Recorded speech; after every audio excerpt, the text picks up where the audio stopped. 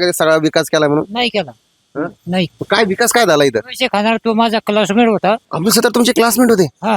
तर त्यानं काही केलं नाही. फक्त त्याच्या पात्रावर तो पांढरा भात खातो. समस्या सांगायला तर गेलं तर भरपूर समस्या आहे, पण मेन समस्या म्हणजे इथे शेतकऱ्यांची MIDCची आणि त्यांचे कार्यकर्ते येतात आणि आम्ही तुमचे प्रश्न सोडवू बा, पण यांच्या अगोदर त्यांना प्रश्न आमचे दिसले नाही का? काय तुम्हाला MIDC येऊ लागली म्हणजे तुमची प्रगतीच होईल ना? प्रगती नाही होत, विकास होतच नाही. विकासाच्या नावावर इथं भकास होतोय पूर्ण. जिल्हा परिषदेच्या निवडणुकांमध्ये आता चांगलीच रंगत आल्याचं सध्या पाहायला मिळत आहे. मी सध्या उभा आहे सिल्लोड तालुक्यातील जे मंगरुळ गाव आहे या ठिकाणी आहे आणि आपण जर पाहिलं तर सिल्लोड तालुका जो हा शिवसेनेचा गड हा म्हणून समजला जातो आणि या ठिकाणी अनेक वेळेस अब्दुल सत्तार जे या ठिकाणचे आमदार म्हणून निवडून आलेले आहेत. सध्या आपण या ठिकाणी बघू शकता की मंगरुळ सध्या या गावात आणि या गावातील हे सगळे नागरिक आपल्यासोबत या ठिकाणी आहेत. आपण नेमकं काय कशा पद्धतीनं काय समस्या या ठिकाणची आपण जाणून घ्यायचा प्रयत्न करूया. तुम्ही किती वर्षापासून इथं राहता? 50-60 वर्ष. 50-60 वर्ष. 50 ते 60 वर्षापासून. काय 50 ते 60 वर्षापासून काय समस्या येतल्या का सुटल्या गेल्या समस्या? काही सुटले नाही अजून वाढत चालले पण कमी नव्हत चालले. काय समस्या काय इथं? तिथे MIDC आणले काही आणले. विरोध काय तुम्हाला MIDC ला? आम्हाला नाही पाहिजे, आमची जमीन पाहिजे आम्हाला बस. जमीन हो. जमीन आमची पाहिजे असं देखील सांगत आहेत अजून देखील. दादा तुम्ही किती वर्षापासून राहता? मी जवळपास 30 वर्षापासून म्हणजे माझा जन्म इथे झालेला आहे आणि खरा मुद्दा आमच्या समस्या म्हणजे खरं म्हणलं तर समस्या सांगायला तर गेलं तर भरपूर समस्या आहे, पण मेन समस्या म्हणजे इथे शेतकऱ्यांची MIDCची आणि त्यांचे कार्यकर्ते येतात आणि आम्ही तुमचे प्रश्न सोडवू बा, पण यांच्या अगोदर त्यांना प्रश्न आमचे दिसले नाही का? प्रश्न भरपूर आहे आमचे, पण यांच्या MIDCचा मेन मुद्दा आमचा म्हणजे कोणाला दिसले तुमचे प्रश्न? सत्तार साहेबाला दिसले नाही का? तो म्हणतो आम्ही MIDCचं आरक्षण हटवू आम्ही, पण याच्या अगोदर इलेक्शनच्या अगोदर त्याने आमचा प्रश्न दिसला नाही का? सगळ्यात मोठा प्रश्न MIDCचा आहे आणि ते आरक्षण हटावं आमची इच्छा आहे. आरक्षण हटाव. पण मला सांगा विरोध काय तुम्हाला? MIDC येऊ लागली म्हणजे तुमची प्रगतीच होईल ना? प्रगती नाही होत, विकास होतच नाही. विकासाच्या नावावर इथं भकास होतोय पूर्ण. खरं म्हणजे तर तो काय करणार आहे MIDC आणून आणि बाहेरचे जे बांगलादेशी आहे तो इथं वर्चस्व करणार, ते इथं स्थायी करणारे आणि त्यांचा व्यापार इथं चालवणारे. खरं मेन मुद्दा म्हणजे तुम्हाला असं म्हणायचं की MIDCच्या नावावर इतर बांगलादेशी या ठिकाणी आणणार म्हणून? आणि इथल्या मुस्लिम असो किंवा हिंदू असो यांच्याशी काहीच घेणं नाही त्याला. तो बाहेरच्याच पूर्ण इथं स्थायी करणारे. हे नाही ते म्हणते इथल्या स्थानिक मुस्लिमांशी सत्तारांना काय घेणं देणंच नाही म्हणतायत. नाही आपण स्थानी नाही. स्थानिक नाही म्हणतात या ठिकाणी. बाबा या इकडं काय काय समस्या काय तुमच्याकडं? त्याकडे आमच्या अब्दुल सत्तार साहेब सगळ्या समस्या दूर निवारण करतात, सगळे लेवल करतात पूर्ण. बरं, पण हे तर म्हणतात यांनी समस्या सोडल्या नाही. आता आमची इथं विकासच आलेला नाही, काही झालेलं नाही कामं. नाही आता बघ तुमची पब्लिक कशी आहे त्याच्यावर म्हणजे, कारण तुमची पब्लिक चांगली असेल तर तुमची समस्या सॉल्व्ह होतील. बरोबर आहे. आता आमची पब्लिक चांगली, तुमची काय समस्या सॉल्व्ह झाली? आमच्या म्हणजे आमच्या गावाचा पूर्ण विकास झाला. ग्रामपंचायतीला लागत तेवढा पैसा मिळून दिला आणि गावातला रस्ते चांगले झाले. पुन्हा ड्रेनेज लाईन अंडरग्राऊंड झाली. काय वाटतं हे जे सांगितलंय काय बरोबर वाटतंय का?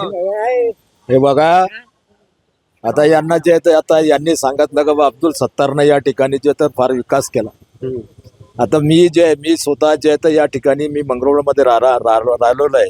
या ठिकाणी मी कमीत कमी 15 वर्ष वयाचे 15 वर्ष या ठिकाणी काढलेले आणि त्या नात्यानं जे या अब्दुल सत्तारनं मागासवर्गीयासाठी या ठिकाणी एकही प्रश्न जर सोडवला असेल तर त्यांनी मला दाखवा. मी या ठिकाणी जे तर त्याच्यासोबत चर्चा करायला तयार आहे. मी एक बनेगा पठाण जे या ठिकाणी वंचित बहुजन आघाडीच्या वतीनं जे मतदान मागू लागलो तर या ठिकाणच्या जे तर अनेक लोकांच्या समस्या म्हणजे ते माळी असेल, मराठा असेल, कोळी असेल, धनगर असेल, या सगळ्या लोकांच्या जे तर या ठिकाणी मी जे तर प्रश्न सोडवलेले आहे. त्यातल्या त्यात पुन्हा जे तर या ठिकाणी माझी स्वतःची जमीन जे कर्मवीर दादासाहेब गायकवाड योजना जी महाराष्ट्र शासनाने विलासराव देशमुख यांच्या जे तर काळात जे तर एक योजना काढली होती कर्मवीर दादासाहेब गायकवाड योजना, आणि ही योजना जे तर खाजगी जमिनी खरेदी करून त्या जे तर मागासवर्गीय लोकांना जे तर वाटण्याचं जे तर ते कार्यक्रम होता. तर या ठिकाणी जे तर पूर्ण महाराष्ट्रातल्या जिल्हाधिकाऱ्यांनी हे सांगितलं होतं का खाजगी जमिनी कोणी द्यायला तयार नाही. आणि याचाच जे तर एकदा म्हणजे ज्याने जे तर कांबळे साहेब म्हणून एसडीएम होते त्यांच्याशी माझी जे तर चर्चा झाली आणि त्यांनी मला जे तर सांगितलं का अशी जे तर या ठिकाणच्या दलितांची, या ठिकाणच्या भूमिहीनसाठी, या ठिकाणच्या गरिबांसाठी ही योजना आहे.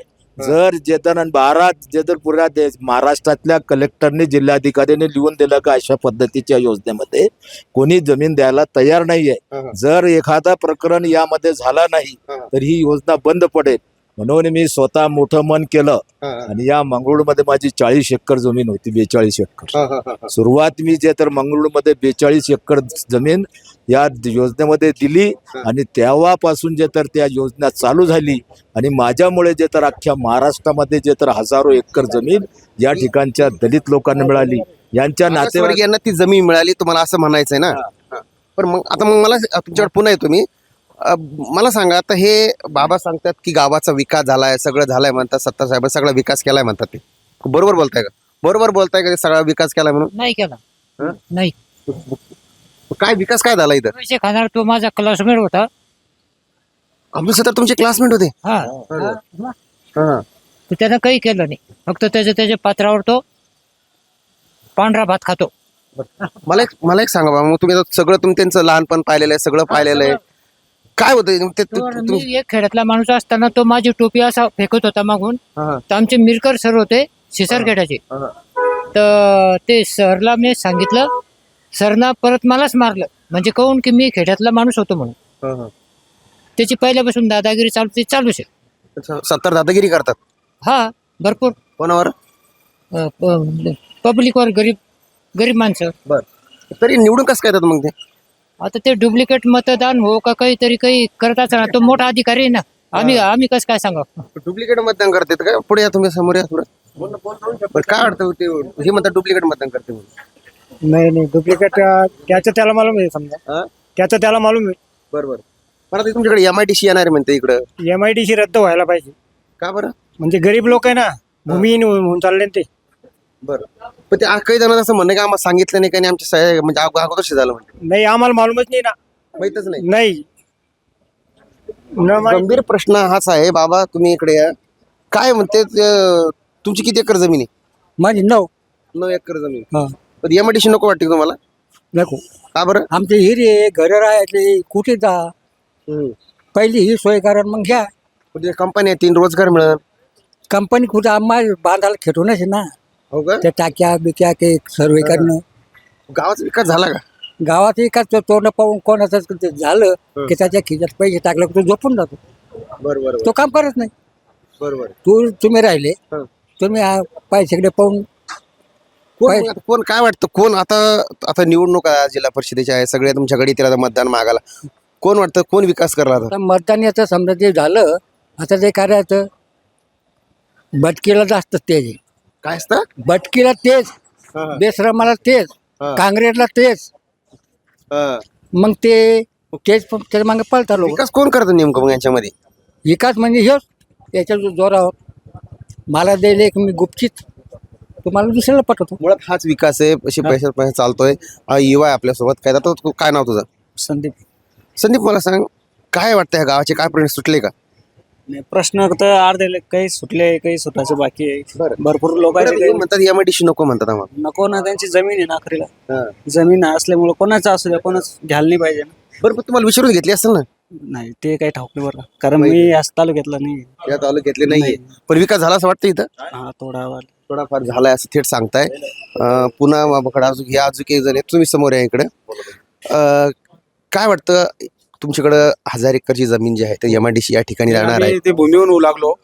आमची जमीन जाऊन आम्ही रद्द करण्यासाठी आम्ही मुंबईला पण ऑपरेशन केलं. पण आता ते 2-3 महिन्यापासून म्हणतात की आम्ही तुमचा शेरा काढू. अजून पण काहीच नाही. पण तुम्हाला तर विचारून केलं असेल ना? नाही, काहीच नाही. आमचा ठराव घेतला नाही, काही ग्रामपंचायतचा पण घेतला नाही आणि शेतकऱ्यांचा पण विश्वास हे केला नाही.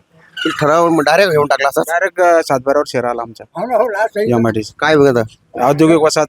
बरं, आता मला सांगा, निवडणूक आहे आता पाहिलं तुम्ही, तुम्हाला आश्वासन दिल्या जाते ना ते तुमच्या जसं शहरा काढण्याचं? काहीच भरोसा नाही आम्हाला. काय वाटतं काय म्हणजे इथं विकास झालाच नाही काय गावाचा? विकास करणार? आमच्याकडे तर तो म्हणतो मतदान नाही ना आम्ही तुमचा विकास. कोण करलं असं वाटतं मग आता? आता हे आमचं बीजेपी सरकार करेल असं आम्ही त्याच्यावर विश्वास आहे आम्हाला. भाजपा करल? भाऊ पण तुमची सत्ताच नाही इकडं सध्या इकडं पण. आता त्याच्यासाठी भांडावं लागेल, मतदान करावं लागेल, लोकांना सांगायला लागेल करा म्हणून. म्हणजे भाजपा विकास करेल. हो हो. आता वर नरेंद्र मोदी, खाली देवेंद्र, आता खाली पण किती तर सत्ता आहेत ना. सत्तर. आता तो दडपशाही करतो ना. आता आमच्या रजावाडीचे पण आमची जमीन झालेली, पण ते हुकुमशाहीमुळं मतदान करा असं दडपशाही करतो. नक्कीच जर आपण या ठिकाणी पाहिलं तर हा आहे मग हे गाव जे आहे मंगरुळ, या ठिकाणी पाहिलं तर अब्दुल सत्तार हे दमदाटी करता असा थेट आरोपच या ठिकाणी नागरिकांकडून करण्यात आलेला आहे. मात्र दुसरीकडे आपण पाहिलं तर MIDC नको आहे आम्हाला, कारण की भूमिहीन व्हायचं नाही आहे. आम्हाला कोणतीही पूर्वकल्पना न देता, आम्हाला कोणतीही सूचना न देता हा जमिनी ज्या आहे आमच्या घेण्यात आलेल्या आहे MIDCच्या नावाने. मात्र महत्त्वाचा विषय हाच आहे, कारण की आता पुन्हा निवडणुका आणि पुन्हा या ठिकाणी नागरिकांना पुन्हा आश्वासन. मात्र नेमकं या नागरिकांचे प्रश्न सुटतील का, किंवा पुन्हा या नागरिकांना समस्याच हेच बेचापाडा त्यांना वाचावा लागतो का, हे देखील तेवढं पाहणं महत्त्वाचं ठरणार आहे. story.com साठी मी देवराजळे, छत्रपती संभाजीनगर, सिल्लोड.